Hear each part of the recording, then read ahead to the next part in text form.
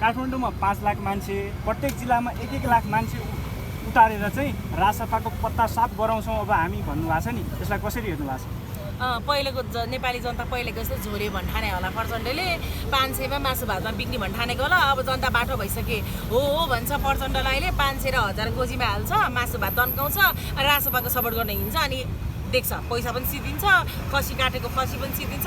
प्रचण्डले पहिला जस्तो सोचे होला। अब यो हामी 3 जना मिलेर, पुराना टाउकोहरू फेरि 3 जना मिलेर चाहिँ राजसभालाई स्थानीय चुनावमा पत्ता साफ गराउने भन्नुभएको छ।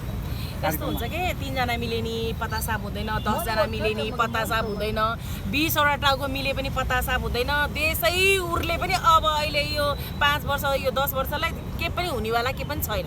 यिनीहरूले जे भने पनि केही हुनेवाला छैन। बरु यिनीहरूलाई चाहिँ फेरि धेरै बकबक गऱ्यो भने यो जेएनजीका यी भाइ बहिनीहरूले फेरि दुर्गा बर्साइले त बालेन सरकारको म्याद दशैँसम्म हो मात्रै भन्छन्।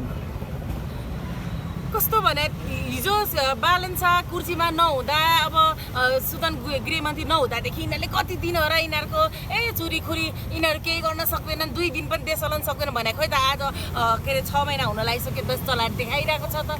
अनि राजसभाभित्र चाहिँ बढ्दो तनाव भइरहेको छ भन्ने कुरा छ। एकजनाले राजनीतिक कुरामा बढ्दो तनाव पनि हुन्छ के घरको भात पकाउनलाई र तनावै नहुनलाई भने देश चलाउनलाई तनाव नभएर के चाहिँ हुन्छ त भने के अचम्म लाग्छ। नयाँ पार्टी हो, नयाँ सुरुवात गरेछ, नयाँ काम गर्दैछ, तनाव नभए के अरे मासु भात फुलो खाएको जस्तो ऐसाराम खुट्टा उपर खुट्टी लागेको जस्तो हुन्छ त। बालेन्द्र शाहको सल्लाहकार कुमारबेन सुटुक्क तपाईँको भारत गए, परराष्ट्र मन्त्रालयसँग कुनै पनि स्वीकृति नगरिकन गए भन्छ नि। अनि यो किन, यसको सङ्केत के होला? यसको सङ्केत उसको व्यक्तिगत काम पनि हुनसक्छ नि। ऊ एउटा सल्लाहकारमै बस्यो भन्दैमा ऊ इन्डिया जानै नपाउने हो र उसको व्यक्तिगत होला, उसको पारिवारिक कुरामा कोही बिरामी भएर इन्डियामा राखेको होला, ऊ भेट्न गएको होला, ऊ अब ट्रिटमेन्टको लागि जान सक्छ। उसको धेरै कुरा हुन्छ, इन्डियाबाट सामानहरू यसो सपिङको लागि जान सक्छ, जे पनि हुनसक्छ। इन्डिया जानै नहुने हो र तोक्दैछन् भन्दैछन् बालेन शाह भारत भ्रमण जाने भन्ने कुरो छ। ए भगवान्, भारत भ्रमण आफ्नो छिमेकी देश जानै नहुने हो र। भारत भ्रमण जानको लागि राम्रो कामहरू त्यहाँको सबै सिस्टमहरू चोरेर ल्याउन नि जान सक्छ नि त बालेन शाह। ओहो के रहेछ भारतमा, कस्तो कस्तो सिस्टम रहेछ, उसको त दिमाग छ बालेन शाहको त। बालेन शाहको दिमाग त त्यहाँनिर अब इन्डियामा कसरी चाहिँ इन्डियाको जनतालाई चाहिँ सुख शान्ति राम्रो गरेको होला भनेर यसो त्यहाँनिर 2-3टा कुरा यसो लिन जानला होला नि त, त्यहाँ मिलाउनु होइन। तपाईँको कुमारबेन जानुलाई त यस्तो सङ्केत पनि गरिरहेछ नि मान्छेले। बालेन्द्र शाहको प्रधानमन्त्रीको आयु 2 महिना मात्रै छ अरे, आयु लम्ब्याउन गएको भन्ने पनि धेरैले भनिरहेछन्। त्यसको बाजे आयु लम्बाउनलाई इन्डिया जानुपर्छ। हाम्रै देशमा आयु जति भए पनि जेएनजीले लम्बाइदिन्छन्। हाम्रो हातमा छ, इन्डियामा छैन, चाइनामा छैन, अमेरिकामा छैन, जेएनजीको हातमा छ। अब जेएनजी भन्दा पनि अर्कोमा महाजेएनजी आउँछ। फेरि अहिले जेएनजी 1 छ, फेरि अब जेएनजी 2 हुन्छ, जेएनजी 3 हुन्छ, जेएनजी 4 हुन्छ। जसले पनि ल्याइदिन सक्छ। यस्तो जब के इन्डियाले ल्याउन सक्छ र हिजो इन्डियाले ल्याइदिएको हो र 23 र 24 गतेको आन्दोलनपछि यो चाहिँ राजसभा। तर दिदी अहिले जेएनजीहरूको नि फेरि एउटा फ्रस्ट्रेसन सुरु भएको छ, सरकारले सोचेअनुसार काम गर्न सकेका छैन भनेर धेरै जेएनजीहरूले भनिरहेछन्। यस्तो फ्रस्ट्रेसन सुरु भएको जेएनजीहरूबाट चाहिँ होइन, काम भइरहेकै छ। यो कामलाई नगरेको भन्न मिल्दैन नि। त्यो कुनै जेएनजीहरू चाहिँ नि बालेन शाह र बिलामी र सांसद बन्न नपाएर यहाँ अलि माइती घरमा पुग्छन् 2-4 जना। अब सबैजनालाई कुर्सी पाइँदैन, जेएनजी भएकै नातामा पाउँदैन। यो आरोप लगाउने गर्दा कसलाई आरोप लगाउनु भयो यहाँ? कसलाई यहाँ अराजक उफ्रिनेहरू जेएनजी 1, 2, 3 भनेर उफ्रिने। मलाई बालेन शाहको पोस्ट चाहियो भनिन्छन्, कोही सुदन गुरुङको पोस्ट चाहियो भनिन्छन्। अनि ऊ चाहिँ पानी बाँडेर आएको, उसले चाहिँ पोस्ट खायो, हामी त झन् पुलिस भ्यानमा 4-5 चोटि कोचिएको छौँ, हामीले पाएनौँ भन्नेहरू छन् के भाइ। म यहाँ 3 महिना भयो माइती घरमा दिन रात बसेको, को कस्तो छैन र एक नाडी छामेर पत्ता लाएर बोलिदिन्छु। नाम लिन मिल्छ त? किन नाम लिने? नाम लिनै पर्दैन। छर्वष्ट मुगुण्डहरू आइरहेको छ त, मुखहरू देखिरहनु भएको छ। जस्तो तपाईँले भन्नुभएको चाहिँ माइती घर मण्डलामा चाहिँ नक्कली जेएनजीको खोल ओढेर चाहिँ माइती घर मण्डलामा सरकारको विरोध गर्न आएको भन्नुभएको तपाईँले। म यस्तो भन्छु, कसैलाई म नक्कली सक्कली भन्नलाई आएर बसेको व्यक्ति होइन होइन। सक्कली कस्तोलाई भन्छ, नक्कली कस्तोलाई भन्छ भन्ने कुरा त्यो मेरो हातमा पनि छैन। मैले चाहिँ के मात्रै भन्न खोजेको खोजेको हो भने हिजो के भन्छ 23 र 24 को आन्दोलनमा जति पनि उग्र भएर यो सत्ता पल्टाए ती सबैलाई पोस्ट चाहिने नै हो त भन्न मात्रै खोजेको होइन। जति पनि के अरे ल हिजो सपोर्ट गर्नुभयो, मैले पनि मेरो ठाउँमा 7 ठाउँमा बसेर सपोर्ट गरेँ। के त्यसो भएदेखि मलाई पनि सुशीला आमाको पोस्ट चाहियो, मलाई पनि विद्यादेवीको पोस्ट चाहियो भनेर म पनि सांसदको चाहियो भनेर भनौँ त? मलाई चाहिएको छैन, म पछाडि बसेर बोलिरहेको छु, यतिमै म खुसी छु त। अनि यहाँनिर आउने अरू जेन्जीहरूलाई चाहिँ पोस्ट चाहियो अरे क्या, पोस्ट नक्कली सक्कली मलाई छुटाउन आएन, उहाँहरूलाई पोस्ट चाहियो अरे। सिर्फ पोस्ट चाहिएकै भरमा चाहिँ उहाँहरू नेता बन्नु पाएन अरे कि, नेता बन्नु पर्यो अरे कि। जस्तो माइती गठबन्धनमा आएर सरकारको विरोध गर्ने हो चाहिँ, जस्तो यो देशको मुख्य ठाउँको चाहिँ पद चाहियो भन्ने तपाईँको भनाइ हो। तपाईँले भन्नुभयो त जेन्जी नक्कली र सक्कली भन्नुभयो। नक्कली र सक्कली भन्न खोजेको होइन, पोस्ट सबैलाई चाहिने हो भने चाहिँ प्रधानमन्त्री सबै हुन्थे, जेन्जीहरू गृहमन्त्री सबै हुन्थे, अनि सर्वसाधारण त को हुने भन्ने कुरा हो के। कसैलाई काम गर्न दिउँ न त, काम गरेर भएन भने 2-4 वर्षमा हो न त आफ्नो खुबी उसले आउने हो कि। अहिले मलाई बालेन्साको कुर्सी चाहियो, मलाई सुदन गुरुङको कुर्सी चाहियो भनेर पाउने चिज हो। तर तपाईँ माइती घरमण्डलामा बस्नुभएको धेरै समय भयो होइन, देखिरहनु भएको छ यहाँ पीडितहरूको समस्या। 3-4 महिना भइसक्यो पीडितहरू यसरी बस्नु भएको, नयाँ सरकारसँग अपेक्षा गरेर बस्नु भएको न्यायको लागि। किन उहाँहरूले न्याय पाउन नसकेको त्यो सरकारबाट भन्न सक्नुहुन्छ? यस्तो हुन्छ कि सरकार न्याय भने माइती घर आउन साथै सरकारले न्याय दिइहाल्ने होइन है। 4-5 महिना भइसक्यो। 4-5 सुन्नु न, तपाईँहरूले सबैको पीडितहरूको खण्डन गर्नुभएको छ, यथार्थ खण्डन गर्नुहोस् त। कतिले न्याय पाएर पनि बसिराख्नु भएको छ, कतिले न्याय पाइसक्नु भएको छ, कतिको अपराधीहरू थुनिसकेको छ। न्याय पाएर पनि यहाँ किन बस्नुहुन्छ? अब त्यो त उहाँहरूलाई सोध्नु, त्यो उहाँहरूलाई भन्नु होइन। त्यही कारणले म पनि 2टा माग मुद्दा लिएर बसेको हो। 1 महिनामा एउटा माग मुद्दा सिध्यो, अर्को महिनामा एउटा माग मुद्दा सिध्यो मेरो पनि होइन। सकेसम्म मेरो पनि गरिदिनु भयो सरकारले, सिडिओले, पुलिस प्रशासनले। मेरो केस पनि हिजोको दिनमा पेपर लुकाइएको थियो, पेपर गुपचुप गरिदिएको थियो भनेपछि त मेरो भयो भनेपछि अनि अरूको नहुने हो र। म पनि यही देशको नागरिक हो र यहाँ आउने पीडितहरू पनि यही देशको नागरिक हो नि। कि भन्ने शैली नजानेको हो कि उहाँहरूले चाहिँ नि अब राज्यबाट पनि चाहियो भनेर बस्नु भएको हो कि? त्यो त होइन नि त। पीडित पनि यहाँ धेरै किसिमको छ। कोही चाहिँ नि के अरे पीडकसँग माग्छन् होइन, कोही चाहिँ यहाँनिर सरकारसँग माग्न बसेको छ। सरकारले कसैको बाउको पनि के अरे, सरकारले बाटो मात्रै देखाइदिने हो, बाँकी सबै आफै लड्ने हो, आफै न्याय पाउने हो। न्याय ला, सरकारले घर ला, जग्गा ला, तँलाई गाडी ला, तँलाई काम ला भनेर दिने होइन क्या। यहाँ पीडित भयो भन्दैमा सबै सरकारले त्यसरी ठेक्का लिएको हुँदैन, बुझ्नु भयो नि। त्यस्ता खालका पनि छन् यहाँ। तपाईँले त्यो भन्दै गर्दाखेरि माइती घरमण्डलामा चाहिँ न्याय पाएर पनि यहाँ बस्दै गर्दाखेरि सुकुम्बासी जस्तो लाग्दैन? टेन्ट लगाएर बस्दाखेरि सुकुम्बासी त सुकुम्बासी, महाको सुकुम्बासी होइन, अटेरीपन छ यहाँ, जिद्दीपन होइन।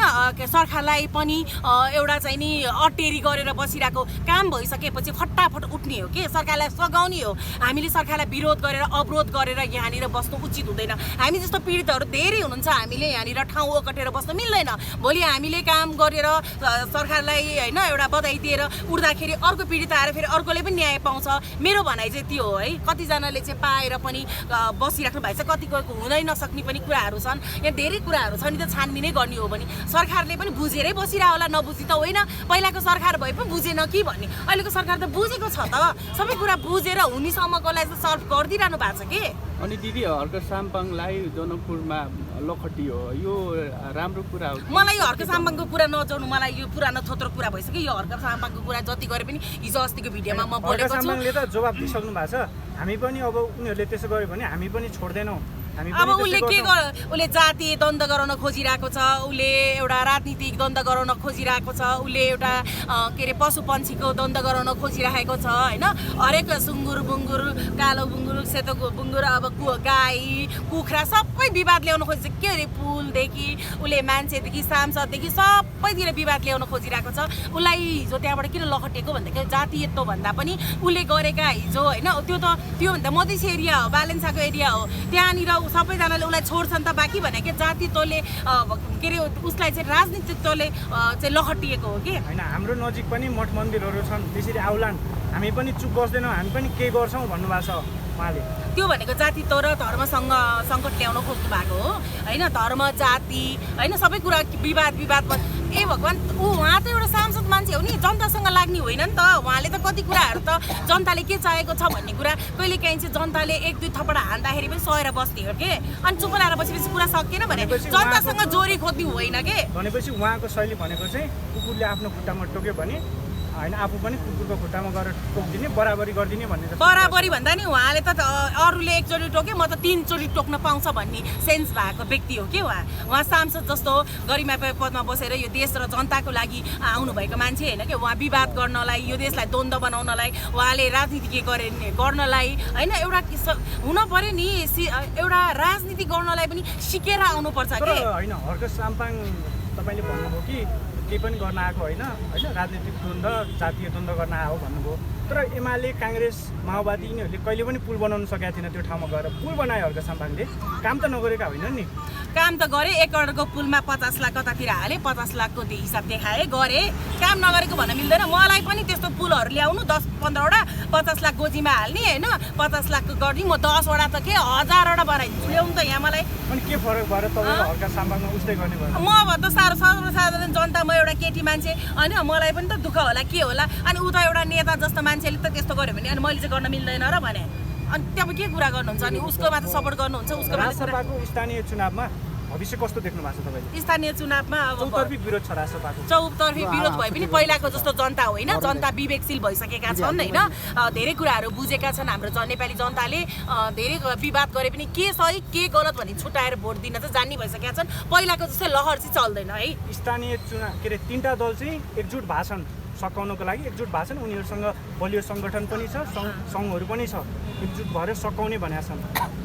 मैले भने त एकजुट भएर 3टा एकजुटै भए पनि India, Bharat, China, America, Australia, Europe सबैलाई हातमा लिए पनि केही नै पर्दैन। यिनीहरूले एउटा माखो पनि मार्न सक्दैन, एउटा रौँ पनि हल्लाउन सक्दैन। बुझ्नुभयो नि? यो कुरा मैले बोलेको छु। हेर्नु, यो स्थानीय चुनावमा पनि पहिलाको जस्तो भन्ठानेको होला, यिनीहरूले काम गरेर देखाएको छैन, यिनीहरूले अब पाउँदैन भनेर यो 3टा दलहरू चाहिँ मक्ख परेर होला। मक्ख नपर्नुहोस्, जनताहरू चाहिँ बाठो भइसकेको छन् होइन। अहिले चाहिँ नि तपाईँहरूलाई सपोर्ट गरेको जस्तो गर्छन्, पछि लुवात्त भोट चाहिँ फेरि स्थानीयमा पनि जेनजीले फेरि पड्काइदिन्छ रासोपाले नै। भन्नाले यो सङ्घीय सभाको चुनाव जस्तै स्थानीय चुनावमा पनि त्यस्तै परिमाण आउँछ भन्नु खोज्नु भएको? के थाहा, त्योभन्दा झन् बेग्लै आउँछ कि भन्नै सकिँदैन। देशको कुरा हो, राजनीतिक इस्यु हो, देशले अहिले नयाँ नयाँ परिवर्तन चाहिरहेछ, नयाँ नयाँ कुराहरू सोचिरहेको छ। पुरानोलाई त फिट्टिकै ल्याउँदैन के, मैले भनिहालेँ नि। बरु पुरानोको सट्टा बरु भोट काट्छ, अरू विकल्पलाई हालिदिन्छ भोट होइन। तर एमाले, काङ्ग्रेस, माओवादीलाई त कहिले पनि त्यो भोट जाँदैन के, हातै जाँदैन। राजसभाभित्र पनि एउटा द्वन्द्व चलिरहेछ भन्छन् होइन, मिडियामा धेरै आइरहेको छ। तपाईँले यो द्वन्द्व चलिरहेछ, यसलाई कसरी हेर्नु भएको छ? राजसभाभित्र के पाकिरहेछ?